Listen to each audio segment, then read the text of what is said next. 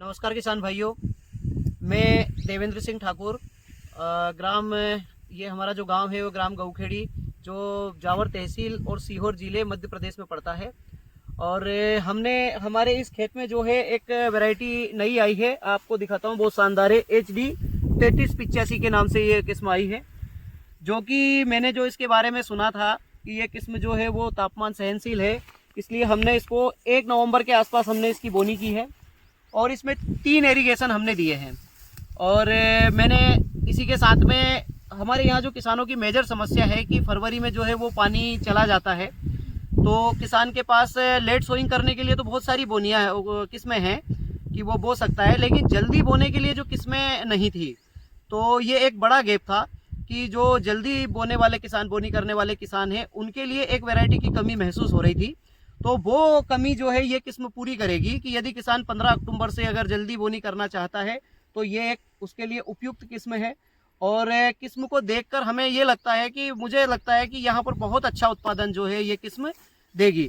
अब जब ये के साथ हमारे साथ उपस्थित हैं डॉक्टर राजवीर यादव जी, जिन्होंने, जो कि ये किस्म के जनक हैं, तो हम और डॉक्टर साहब से इस वैरायटी के बारे में बेहतर तरीके से समझेंगे कि इस वैरायटी में और क्या क्षमताएं हैं, वैरायटी में क्या खासियतें हैं।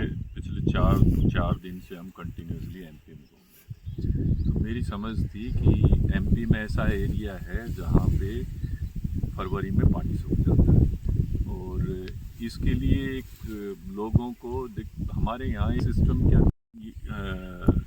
ये दो अप्रोच है इसको हैंडल करने के लिए। फरवरी में जो पानी ख़त्म हो जाता है, एक तो अगर शॉर्ट ड्यूरेशन वैरायटी हो आपकी, जब जिस टाइम पानी ख़त्म हो उससे पहले मैच्योर हो जाए।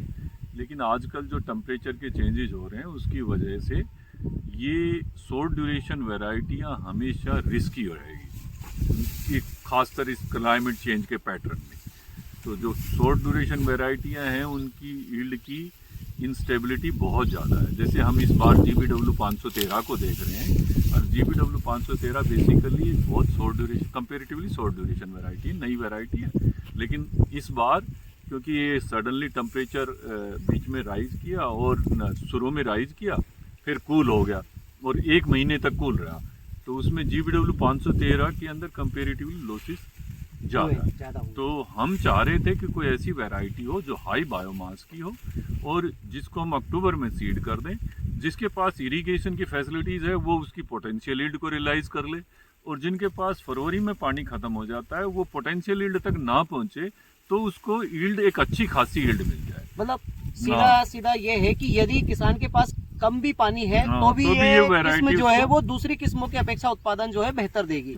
एक और था कि जैसे नॉर्दर्न इंडिया के हम जब टेस्ट कर रहे थे तो कंपेरेटिवली इसका सीड वेट कम आता है, लेकिन यहाँ पे देखिए कि ये इस टाइम भी इसका seed weight well filled seed weight है, ठीक है।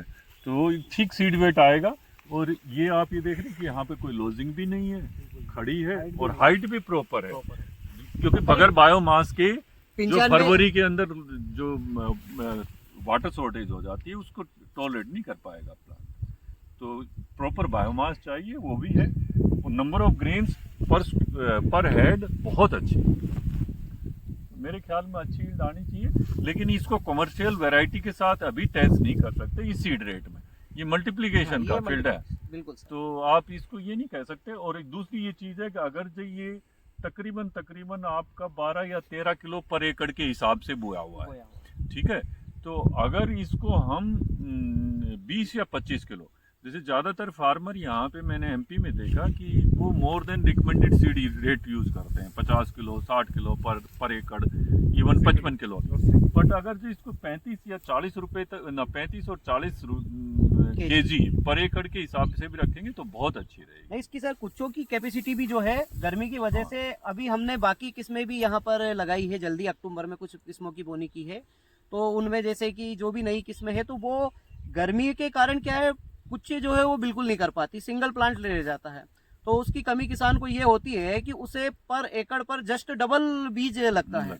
और ये फायदा इस किस्म में होगा कि जो किसान मानो कोई 10 एकड़ में बोनी करता है तो ये अगर वो 40 किलो भी डालेगा तो काम कर जाएगी।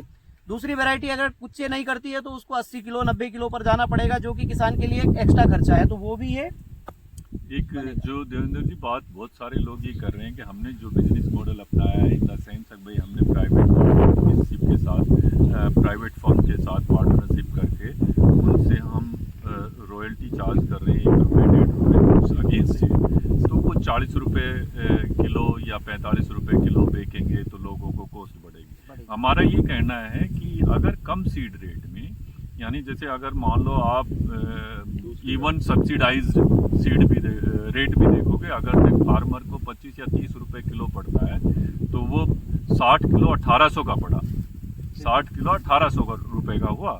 और ये अगर जे